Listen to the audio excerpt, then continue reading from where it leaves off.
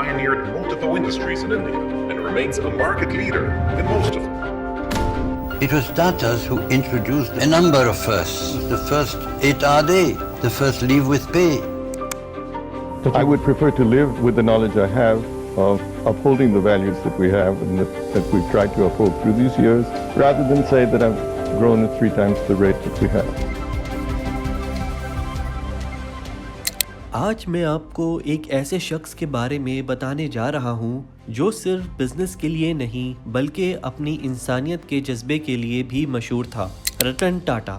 جی ہاں، یہ وہی رتن ٹاٹا ہیں جنہوں نے پوری دنیا میں اپنی ایک پہچان بنائی، لیکن 9 اکتوبر کو رتن ٹاٹا 86 سال کی عمر میں اس دنیا سے رخصت ہو گئے۔ ان کے بارے میں ایک بات بہت ہی انٹرسٹنگ ہے، ان کا کوئی اپنا گھر والا نہیں تھا، انہوں نے کبھی شادی نہیں کی، نہ ہی ان کے کوئی بچے تھے۔ تو اب سوال یہ ہے کہ ان کی کروڑوں کی جائیداد کا کیا ہوگا؟ رتن ٹاٹا کی زندگی کافی فیسینیٹنگ تھی۔ ان کے پاس دولت تھی، تقریباً 16,448 کروڑ کی پراپرٹی تھی، اور ان کی زندگی بزنس اور ہیومینٹی کے کاموں میں گزر گئی۔ اب یہ سوچئے اتنا بڑا بزنس امپائر انہوں نے کیسے کھڑا کیا؟ پیر کے روز ہاسپٹل میں ان کا علاج چل رہا تھا، جہاں ان کے کچھ میڈیکل ٹیسٹ ہو رہے تھے، جہاں ڈاکٹرز نے ان کو بلڈ پریشر کا مسئلہ بتایا۔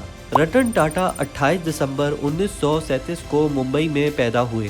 آپ کو یہ جان کر حیرت ہوگی کہ وہ ایک پارسی خاندان سے تعلق رکھتے تھے۔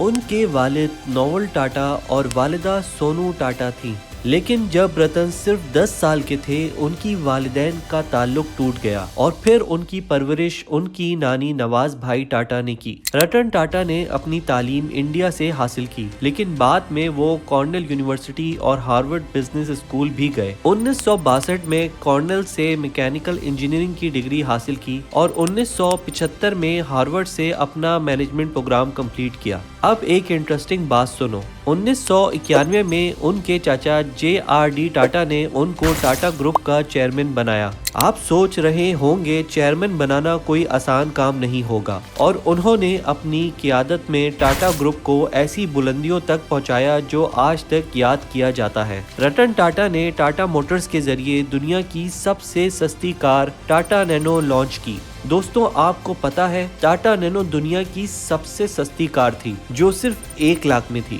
یہ ایک بڑا ریولوشن تھا جو صرف بھارت ہی نہیں دنیا بھر کی گاڑیوں کی انڈسٹری کو بدل گیا۔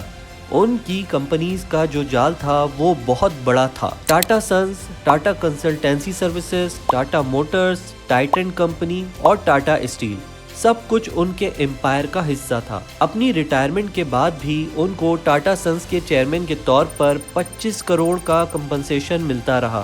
رتن ٹاٹا کے پاس بہت سارا پیسہ تھا، لیکن ان کا لائف سٹائل بہت ہی سمپل تھا۔ ان کی لائف کا زیادہ حصہ انسانی خدمت میں گزرتا تھا۔ ان کا کافی فوکس تعلیم، صحت اور غربت ختم کرنے کے کاموں پر تھا۔ آپ کو یہ جان کر حیرانی ہوگی کہ ٹاٹا گروپ کے منافع کا ایک بڑا حصہ انسانیت کی خدمت کے لیے دیا جاتا تھا۔ 2008 میں جب رتن ٹاٹا نے ٹاٹا نینو لانچ کی، ان کا مقصد یہ تھا کہ عام ہندوستانی گھرانے بھی کار افورڈ کر سکیں، اور ان کا یہ خواب پورا ہوا۔ ٹاٹا نینو ایک بریک تھرو انوویشن تھی جو بھارت کی کار انڈسٹری کو بدلنے میں مددگار ثابت ہوئی۔ جب 2012 میں رتن ٹاٹا نے ٹاٹا گروپ کے چیئرمین کا عہدہ چھوڑا، ان کو Tata Sons, Tata Industries, Tata Motors, Tata Steels اور ٹاٹا کیمیکلز کا چیئرمین ایمریٹس بنا دیا گیا۔ پھر ان کی فلینٹروفی کا سفر اور زیادہ تیز ہو گیا۔ تعلیم، صحت اور پاورٹی کے خاتمے کے پروجیکٹس میں وہ پہچانے جاتے تھے۔ اس سب کے علاوہ ان کو پدما بھوشن 2000 اور پدما بھوشن 2008 جیسے ایوارڈز بھی دیے گئے، جو بھارت کے اعلیٰ سول ایوارڈز ہیں۔ دوستو، رتن ٹاٹا کی زندگی ایک مثال ہے کہ کیسے بزنس میں کامیابی حاصل کرنے کے ساتھ ساتھ انسانیت کے لیے بھی کچھ کیا جا سکتا ہے۔ وہ بہت سمپل تھے، لیکن ان کا بزنس اور ان کا جذبہ دنیا بھر میں یاد رکھا جائے گا۔ تو دوستو، آج کی اس ویڈیو میں بس اتنا ہی۔